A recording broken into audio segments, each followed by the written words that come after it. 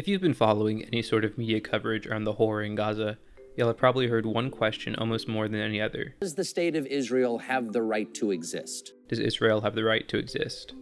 More often than not, you'll find that the replies to this hover somewhere in the affirmative with varying levels of enthusiasm. Very rarely will you hear the correct response, no. Answering yes to this question means that there are some nations in this world that do have a right to exist, and the lack of their existence would be breaking some self-evident rule. This is fundamentally untrue. Israel does not have a right to exist because no state in this world has a right to exist. It's important to understand this, as the idea that Israel is afforded this special right serves only as propaganda, allowing the atrocities committed by the IDF in Palestine to continue into the future.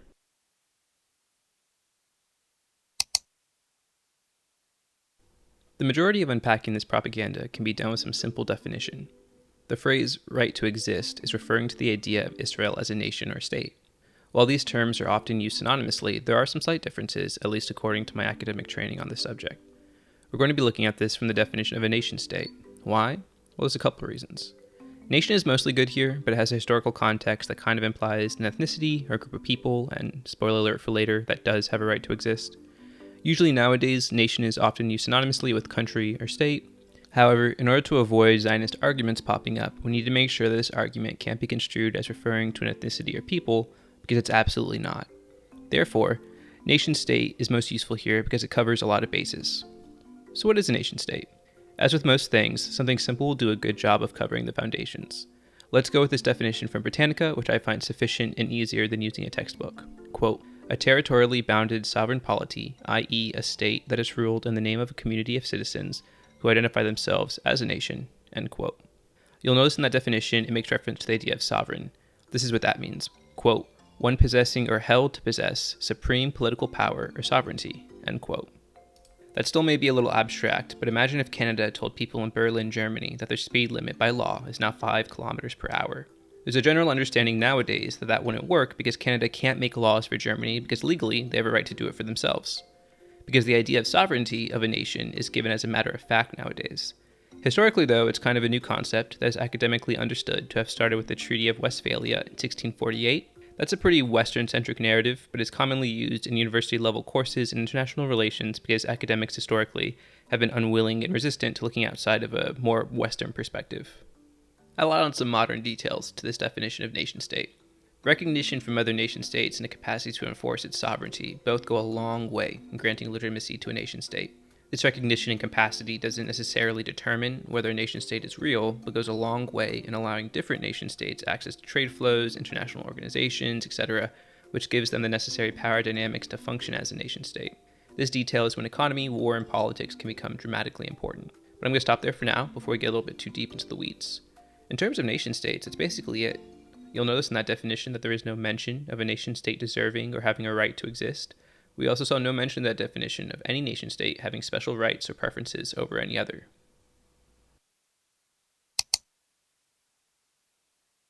And with the definitions of those words clear, we can now turn to this question about Israel. Does Israel have a right to exist? The question is fairly silly. Does America have the right to exist? Does China? Does Nigeria? The answer is no. No nation-state has a right to exist. There is no international law that has a tier list for what countries are super special and should exist, and what countries are in the F tier and should go away. These nations exist in the world because they have the necessary power dynamics and interstate relations to exist. For all intents and purposes, there is no special rule about Israel that means it has to exist in the world. It exists because it exists. This point is answered very succinctly in this clip. Here we have Francesca Albanese, an expert in law and human rights and United Nations Special Reporter on Palestine, succinctly summing this up when asked if Israel has the right to exist. Do you believe that Israel has a right to exist? Israel does exist. Israel is a recognized member of the United Nations.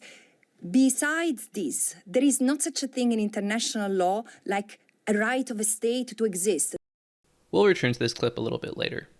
It's important to note that just because a state exists doesn't mean its existence is justified. Is the existence of America justified, even though it came at the expense of the genocide of the native people of that land? The answer is no, obviously, because genocide can never be justified. So what does it mean to ask this question? Does Israel have a right to exist? What is the unspoken and often erroneous subtext? Well, it comes loaded with a lot of history and social context. In the Western media ecosystem, it's often conflated with the idea of being Jewish and Zionism. The conflation of Jewishness with Zionism and the establishment of Israel implies that the Jewish people are a monolith and as such are Zionist.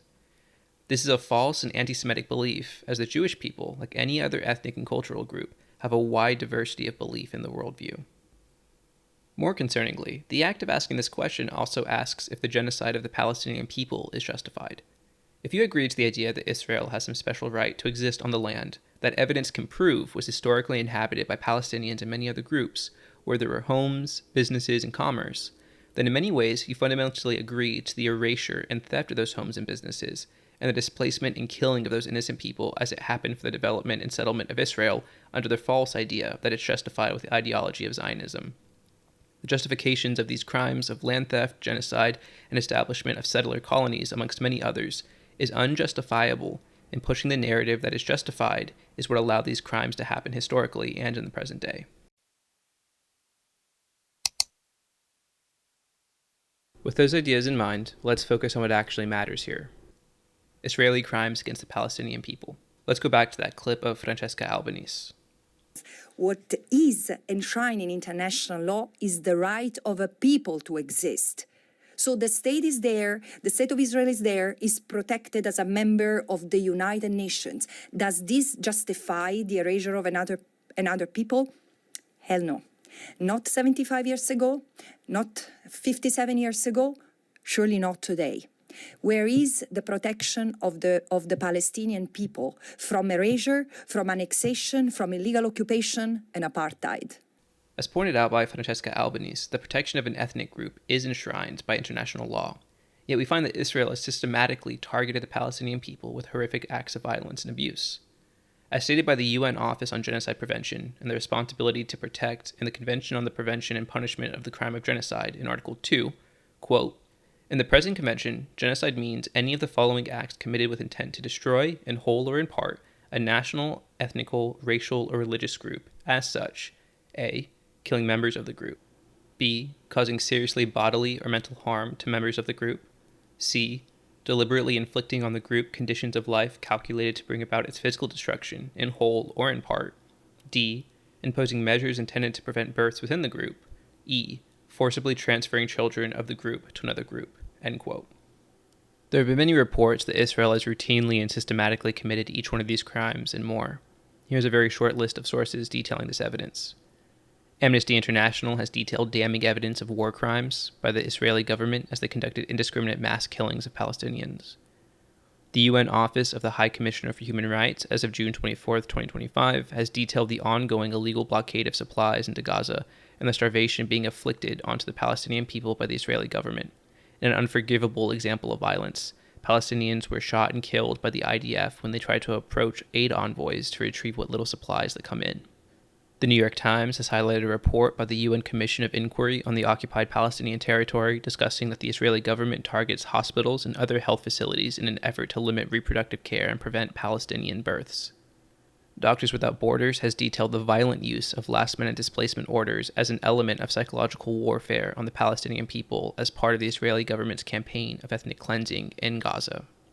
Time magazine has detailed the transfer of Palestinian children to Israeli military detention, with estimates reaching a shocking number of 10,000 children having been transferred to Israeli prisons just in the last 20 years.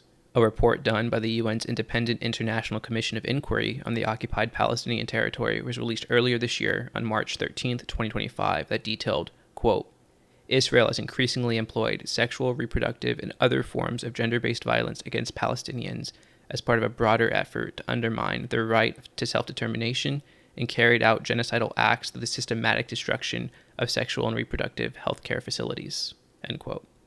This is by no means an exhaustive list, as the Israeli government and its armed forces have historically been proven with evidence of killing a shocking number of children and civilians as part of their ethnic cleansing campaign.